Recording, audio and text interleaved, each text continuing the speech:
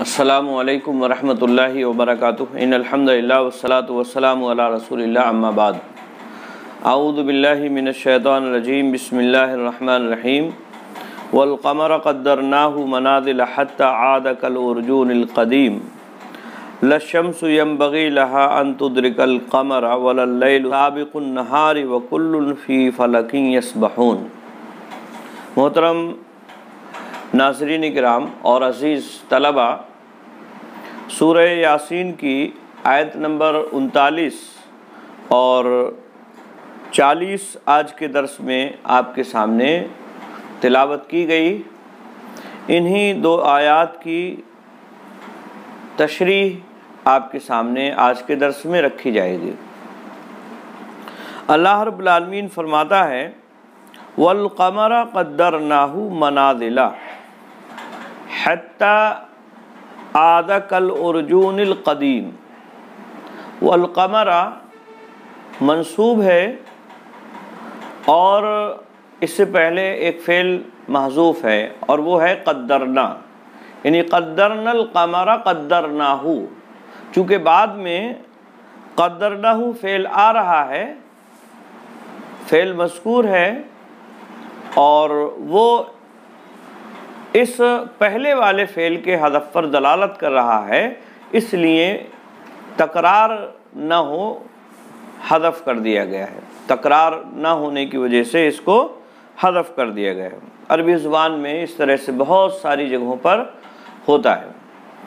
तो ये मंसूब इसलिए है क्योंकि इससे पहले क़द्दरना फ़ेल महज़ूफ़ है जिसका ये मफ़ूल बन रहा है, और ये बाद में जो क़द्दरनाहु फ़ेल आ रहा है उसका ये मफ़ूल नहीं बन सकता है। क्यों? इसलिए कि वो अपने मफ़ूल में मशगूल है जो उसके बाद हु की ज़मीर है, या इसी तरह से मनाज़िला मफ़ूल सानी जो उसका आ रहा है।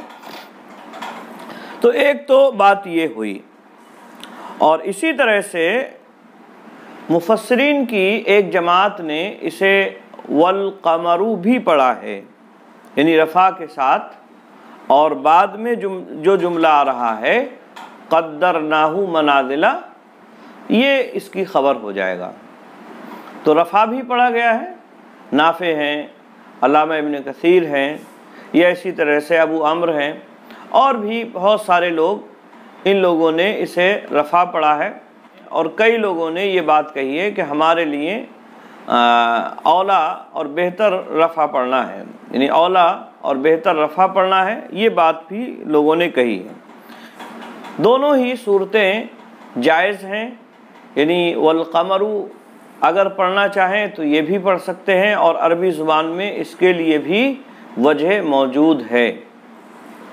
या इसी तरह से वल क़मरा पढ़ना चाहें तो ये भी जायज़ है, और अरबी ज़ुबान में अरबी लुग़त के एतबार से ऐसा करना भी दुरुस्त है।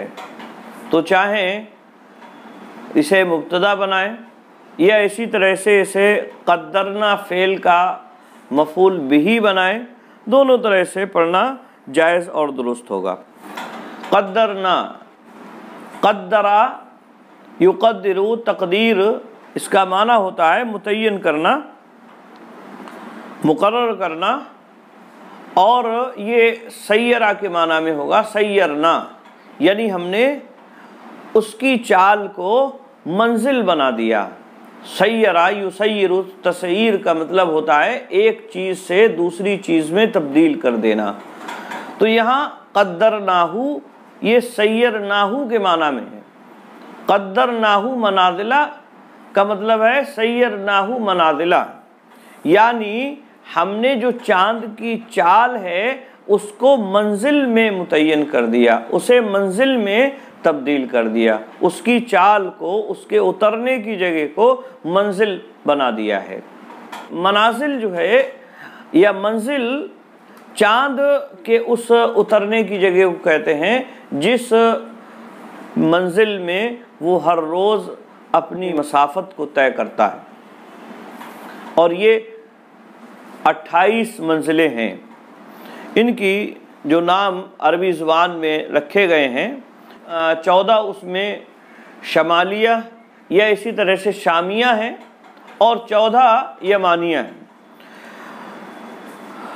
इसकी तफसील इस तरह से है, शामिया या इसी तरह से शमालिया जो हैं उसमें एक है शरतान, दूसरा है बुतैन, तीसरा है सुरैया, चौथा है दबरान और पांचवा है हक आतू, और इसी तरह से छठा है हन आतू अज़राऊ।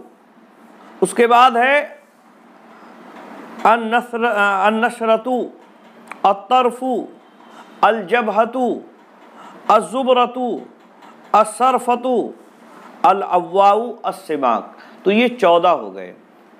ये शामिया या इसी तरह से शमालिया मंजिलें हैं और इनको शामिया या शमालिया मंजिल कहा जाता है। इसी तरह से 14 यमानिया हैं और वो इस तरह से हैं, पहली है अल-गफ़्रु, दूसरी है अज़्ज़ुबाना, तीसरी अल-इकलीलु, चौथी अल-क़ल्बु और इसे क़ल्बुल अक़रब भी कहते हैं, और इसी तरह से अश-शौलतु, अन-नआइमु, अल-बल्दतु, साअदुज़्ज़ाबिह, साअदुल-बुलाउ, साअदुस्सुऊद, साअदुल-अख़बियति, अल-फ़र्ग़ुल मुक़द्दम, अल-फ़र्ग़ुल मुअख़्ख़र, बत्नुल हूत।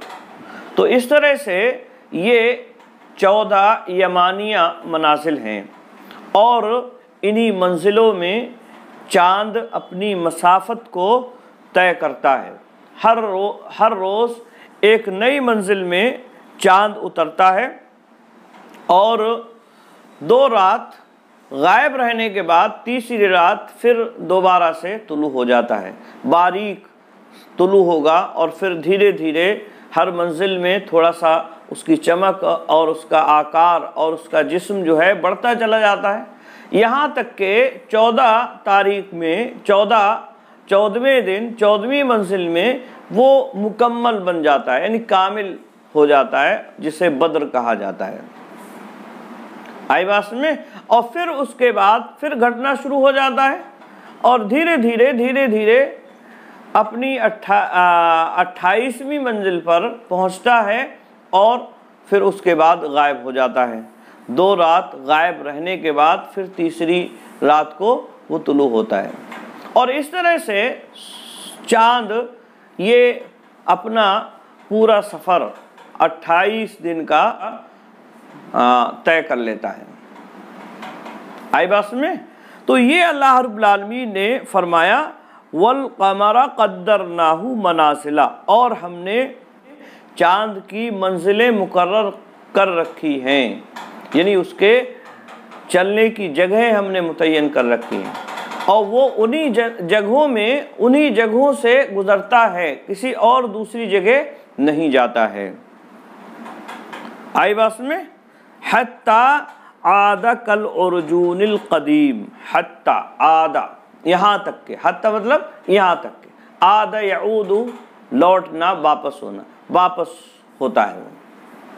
हत्ता आदा यहाँ तक के वो वापस होता है, कल उर्जूनिल क़दीम, उर्जून सूखी टहनी को कहते हैं जो खजूर वगैरह की होती है और इसकी जमा अराजीन आती है, और कदीम मतलब पुराना, अतीक के माना में पुराना। हत्ता आदा कल उर्जूनिल क़दीम, यहाँ तक के वो पुरानी टहनी के मानिंद, खजूर की पुरानी टहनी के मानिंद पलट जाता है।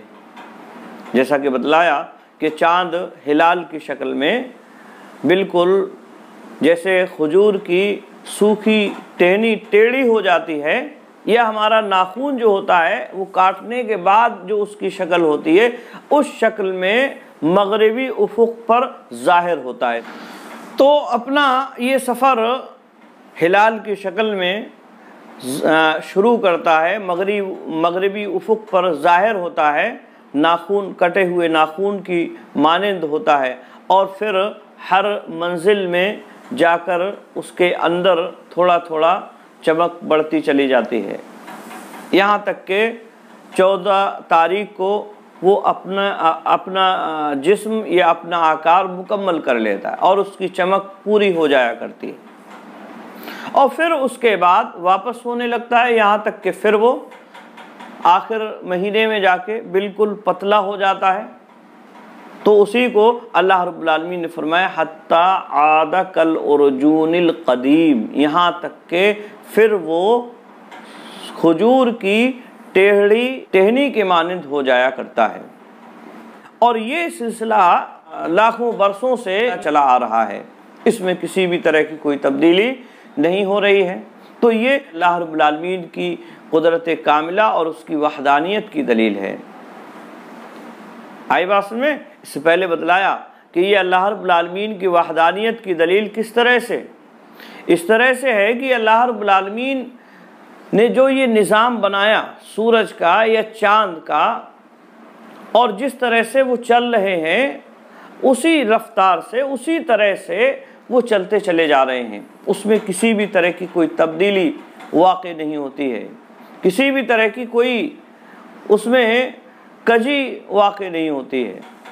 ये इस बात की दलील है कि ये निज़ाम सूरज या चाँद का या इसी तरह से रात और दिन का चलाने वाली एक ही ज़ात है। क्योंकि अगर कई ज़ात होती, कई लोग इसमें इन्वॉल्व होते, कई लोग इस निज़ाम को देख रहे होते, तो ऐन मुमकिन था कि उनके दरमियान में इख्तलाफात हो जाते और फिर उसमें तब्दीलियाँ वाक़ई हो जाती। हम दुनिया के अंदर देखते हैं, अगर कोई निज़ाम है उसको संभालने वाले कई लोग होते हैं, तो कहीं ना कहीं जाके उनमें कभी ना कभी इख्तलाफ हो जाया करता है।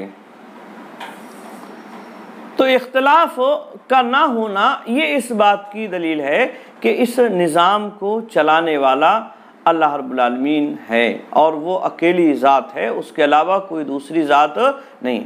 फिर इसी तरह से इस पे भी गौर किया जाए कि ये सारी चीज़ें इतनी बाकायदगी से हो रही हैं लाखों बरसों से, करोड़ों बरसों से, और इनमें ज़र्रा बराबर भी किसी भी तरह की कोई तब्दीली वाक़ई नहीं हो रही है।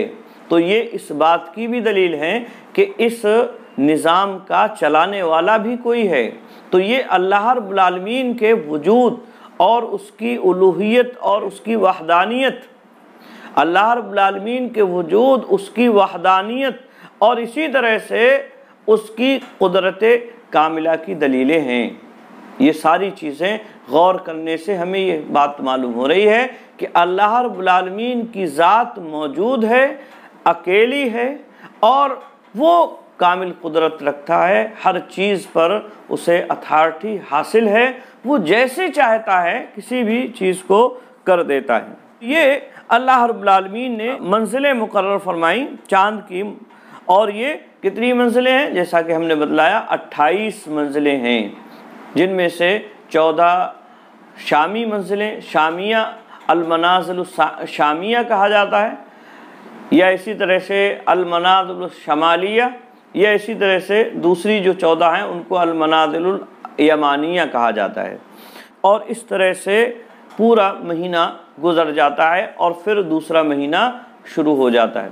तो ये चाँद का निकलना और इसी तरह से मंजिल तय करके चाँद का अपने सफ़र को मुकम्मल करना अल्लाह रब्बुल आलमीन के वजूद और उसके अकेले और तन्हा होने की दलील है। इसी तरह से अगली आयत में अल्लाह रब्बुल आलमीन ने फरमाया लशम्सु यंबगी लहा अन तुदरिकल क़मरा वलल लैलु साबिकुन नहारी व कुल्लुन फी फलकिन यस्बहून। लशम्सु और सूरज के लिए यहाँ अशम्सु मुब्तदा है और सूरज के लिए नहीं है। यंबगी लहा अन तुदरिकल क़मरा, यंबगी लहा उसके लिए मुनासिब नहीं है, यानी सूरज के लिए मुनासिब नहीं है अन तुदरिकल क़मरा कि वो चाँद को पकड़ ले, यानी चाँद से जाके टकरा जाए, सूरज के लिए मुनासिब नहीं है। सूरज चाँद से टकरा नहीं सकता है, उसके लिए मुमकिन है ही नहीं। क्यों? इसलिए कि हर एक का मदार अलग है, हर एक के लिए चलने की राह अलग अलग मुतय्यन कर दी गई है। चाँद की राह अलग मुतय्यन की गई है, उसकी मंजिलें अलग मुतय्यन की गई हैं।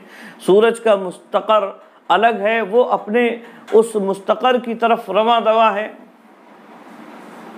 तो सूरज के लिए ये मुनासिब नहीं है या मुमकिन नहीं है, वो नहीं चांद को पा सकता है, चांद से टकरा सकता है। आई बात में?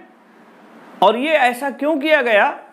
ऐसा इसलिए किया गया कि अगर चांद और सूरज आपस में टकरा जाते तो सारा निज़ाम आलम का दिरहम बरहम हो जाता, और जो रोशनी हम देख रहे हैं, हम पा रहे हैं सूरज के ज़रिए से या इसी तरह से रात में चांद के ज़रिए से, ये सारी रोशनी ख़त्म हो जाती, सारी दुनिया, सारी कायनात तारीकी में चली जाती। तो ये एक निज़ाम इस तरह से बनाया कि सूरज चांद को नहीं पा सकता है, जो उसके लिए राह मुतय्यन है उसी राह पर चला जा रहा है, और उसमें ज़र्रा बराबर भी किसी भी तरह की कोई तब्दीली नहीं वाक़ होती है। वलल्लैलु साबिकुन नहार, और न ही रात दिन से आगे निकलने वाली है। साबिक कहते हैं सबकत करने वाला।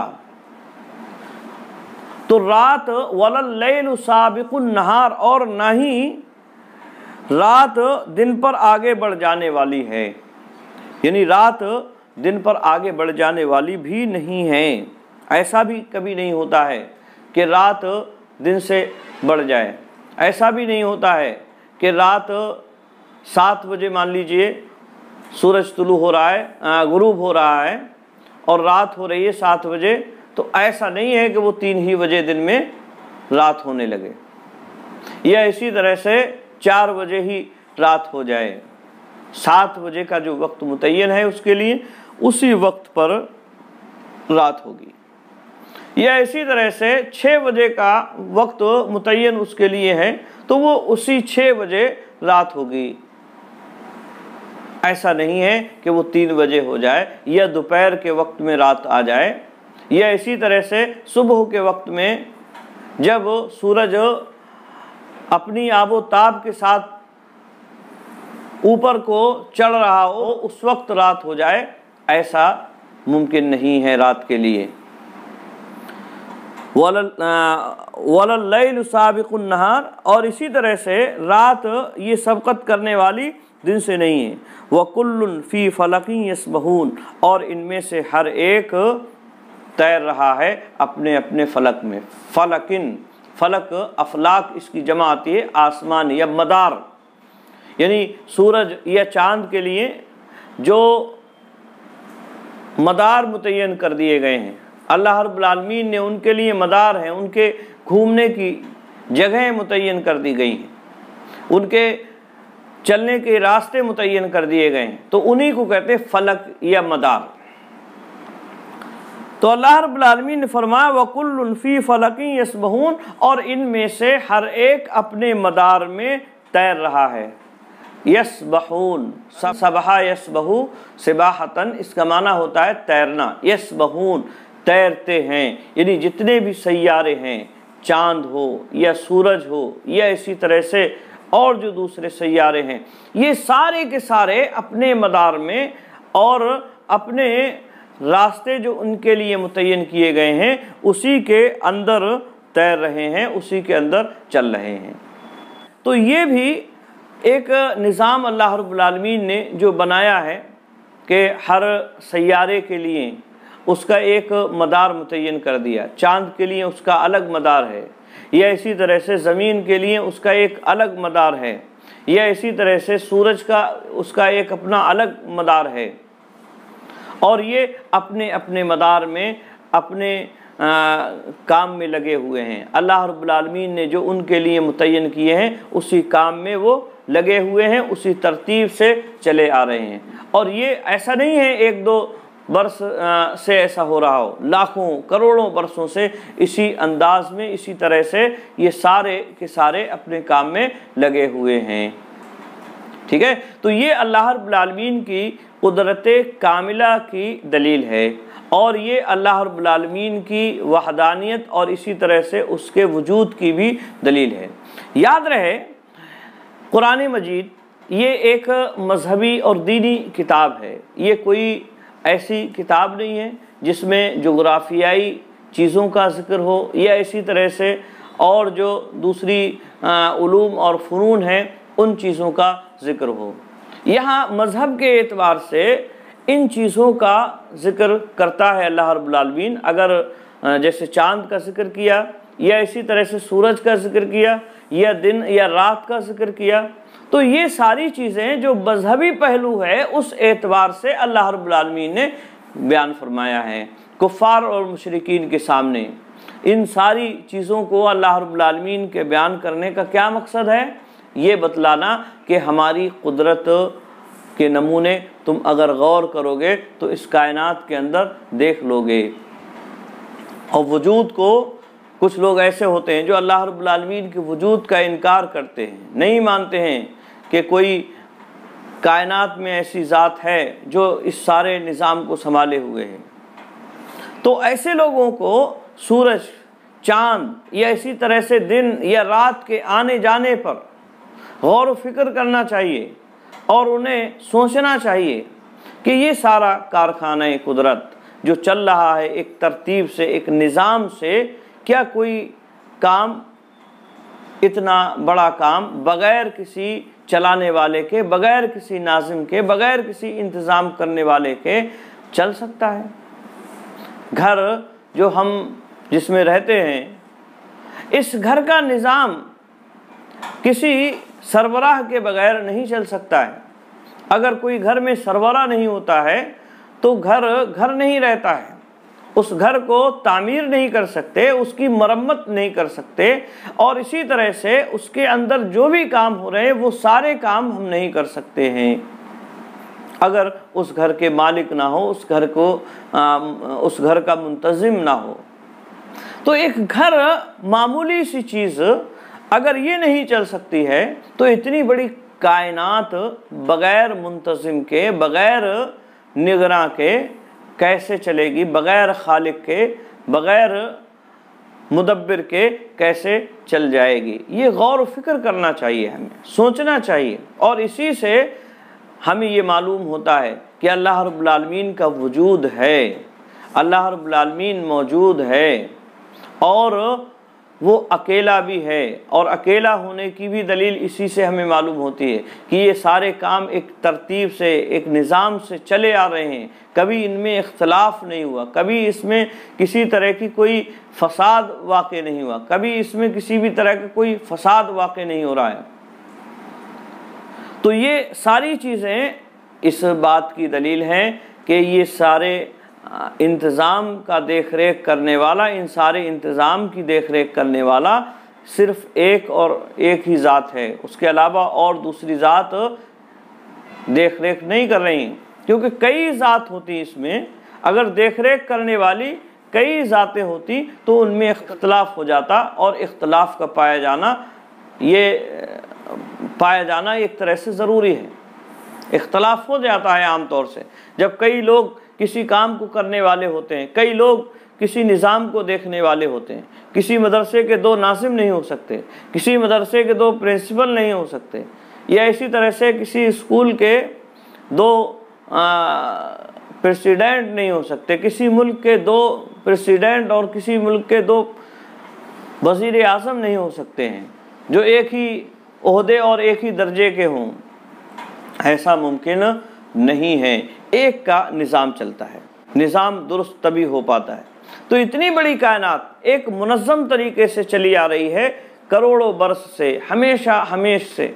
तो ये सारी चीज़ें इस बात की दलील हैं कि ये अल्लाह रब्बुल आलमीन की ज़ात है जो इस निज़ाम को संभाले हुए है। वो अकेली ज़ात है, उसका कोई शरीक नहीं है।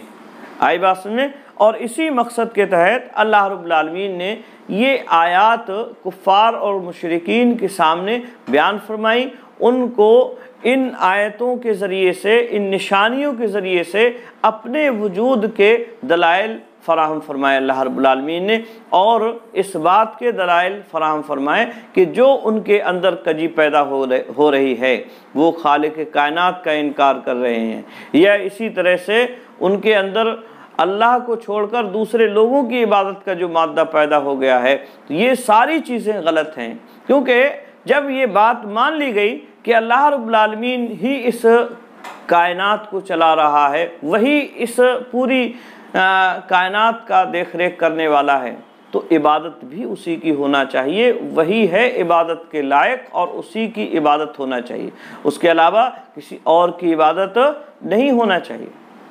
आई बात समझ में? हाँ, तो ये आयत करीमा इस माना करके बड़ी अहम है। इन आयात में अल्लाह रब्बुल आलमीन ने अपने वजूद की और इसी तरह से अपनी वहदानियत की और अपनी कुदरत कामिला के दलाइल फराहम किए हैं कुफ़ार और मुशरिकीन के सामने। इससे ये बात भी मालूम हो रही है कि कायनात में पाए जाने वाले जो सैयारे हैं ये सारे के सारे मुतहर्रिक हैं और सब के सब अपने मदार में तैर रहे हैं, तैरते फिरते हैं, इधर उधर हरकत में लगे हुए हैं। जो काम उनके ज़िम्मे अल्लाह रब्बुल आलमीन ने लगाया है वो उसी में लगे हुए हैं और ज़र्रा बराबर उससे इन्हिराफ नहीं कर सकते हैं, ज़र्रा बराबर उससे हट नहीं सकते हैं। जो रास्ता उनके लिए मुतय्यन किया गया है उसी रास्ते पर चल रहे हैं, उस रास्ते से हट नहीं सकते हैं। अपनी मर्ज़ी से ये चाहें कि वो तुलू हो जाएं या अपनी मर्ज़ी से गुरूब हो जाएं तो ऐसा उनके लिए मुनासिब नहीं। आई बात समझ में? आज के लिए बस इतना ही। अस्सलामु अलैकुम व रहमतुल्लाहि व बरकातुहू।